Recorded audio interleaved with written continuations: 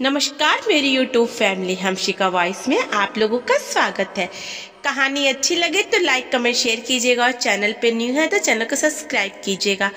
आइए सुनते हैं फिर से एक नई कहानी। ये क्या है सुदेश, हम पैसों का बंदोबस्त कहाँ से करेंगे? कर्जदार हमसे पैसे मांग रहे हैं, कैसे चुकाएंगे हम ये पैसे? तुम बहू से बात क्यों नहीं करते? क्या बात करूं? उसके पिता से बात की थी, वो साफ मुकर गए। देखता हूँ कुछ लोगों से बात तो की है, कहीं से पैसों का बंदोबस्त हो जाए तो। कर्जा चुकाने के लिए और कर्जा, अब क्या खुद बिक जाए? ले देकर बस अब यही घर बचा है, क्या इसे भी बेच दे? फिर उसके बाद हम रहेंगे कहाँ? हे भगवान, हम तो कहीं के नहीं रहे। इस उम्र में क्या क्या दिखा रहा है।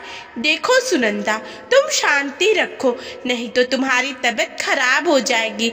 कोशिश कर तो रहा हूँ, भरोसा रखो। तुम एक बार मुझे ही ले चलो बहू के पास, मैं उससे बात करूंगी। मुझे उम्मीद है कि वो मेरी बात जरूर समझेगी। आखिर हमारे बेटे की कमाई पर हमारा कुछ तो हक होगा। ठीक है, तुम तैयार हो जाओ, अभी चलते हैं। सुनंदा और सुदेश दोनों बुजुर्ग दंपति 5 महीने पहले ही जिनके बेटे समर का निधन हुआ है, अभी तक अपने बेटे के दुख से पूरी तरह उभर भी नहीं पाए थे कि कर्जदारों की धमकियों ने इन्हें परेशान करके रख दिया। उस पर से उनकी बहू साक्षी का रवैया उन्हें तोड़ चुका है। दरअसल समर की शादी साक्षी से 1 साल पहले ही हुई थी। समर की मौत के बाद उसकी जो भी सेविंग्स, ज्वेलरी और इंश्योरेंस के पैसे थे, वो सब लेकर साक्षी यहाँ से चलती बनी और पीछे छोड़ गई समर के माता पिता के लिए सिर्फ कर्जा। जब कर्जदारों ने पैसा मांगना शुरू किया, तब जाकर उसके माता पिता को होश आया। तब जाकर उन्हें पता चला कि साक्षी यहाँ से सब कुछ समेट कर ले जा चुकी है। जब उन्होंने इस बारे में साक्षी के पिता से बात की तो वो साफ मुकर गए।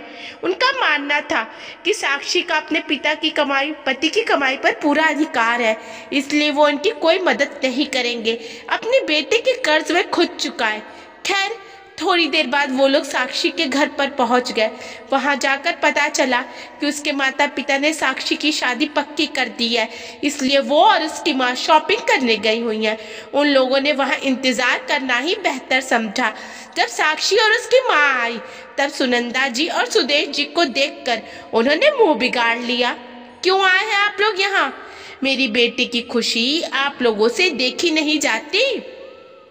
ऐसा ना कहिए, हम भला साक्षी को बुरा क्यों चाहेंगे? हम तो सिर्फ तुमसे इंश्योरेंस के पैसे के बारे में।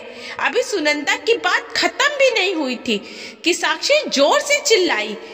कौन से पैसों की बात कर रही हैं आप? समर मेरा भी पति था, इसलिए उन पैसों पर सिर्फ और सिर्फ मेरा अधिकार है, समझी आप? अब जाइए यहाँ से। बेटा, ऐसा ना कहो, हम कैसे चुका पाएंगे ये कर्जा? आखिर उसने तुम्हारी खुशी के लिए ही तो अपनी जॉब छोड़कर बिजनेस शुरू किया था। आखिर क्या मेरे बेटे की कमाई या उसके इंश्योरेंस के पैसे पर हमारा कोई अधिकार नहीं है? नहीं है। आपको एक बार कह दिया, समझ में नहीं आता? आज के बाद कभी हमारे घर में कदम ही मत रखिएगा। दरवाजा खुला है, आप जा सकते हैं। साक्षी के पापा ने बहुत ही बदतमीजी से कहा। सुदेश जी और सुनंदा जी वहां से बेइज्जत होकर अपने घर चले आए। उन दोनों को कुछ भी समझ में नहीं आ रहा था कि आखिर करे तो क्या करे। तभी सुदेश जी उठे और बाहर जाने लगे। कहाँ जा रहे हैं आप? नहीं सुनंदा, हमारे बेटे की कमाई पर हमारा कुछ तो हक है और ये हक तो मैं लेकर रहूंगा, लेकिन हम कर क्या सकते हैं? साक्षी और उसके परिवार वाले तो कभी नहीं मानेंगे। हम कुछ नहीं कर सकते हैं। नहीं सुनंदा, हम कानून की सहायता लेंगे। अगर उन्हें पैसा चाहिए तो शौक से रखें, पर कर्ज फिर उन्हीं को चुकाने होंगे।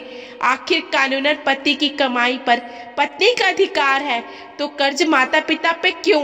आखिर कानून ने भी तो उसकी कोई व्यवस्था की ही होगी। हम यहाँ अपना सिर पकड़कर बैठे नहीं रहेंगे। बुजुर्ग हुए, हौसला खत्म नहीं हुआ है। मैं जा रहा हूँ वकील के पास, अब तो इसका फैसला कोर्ट ही करेगी। और सुदेश जी निकल गए एक नए हौसले के साथ। ये जानते हुए कि लड़ाई लंबी है पर लड़नी तो पड़ेगी। दोस्तों, अगर आपको कहानी अच्छी लगे तो लाइक कमेंट शेयर कीजिएगा और चैनल पे नहीं है तो चैनल को सब्सक्राइब कीजिएगा। धन्यवाद।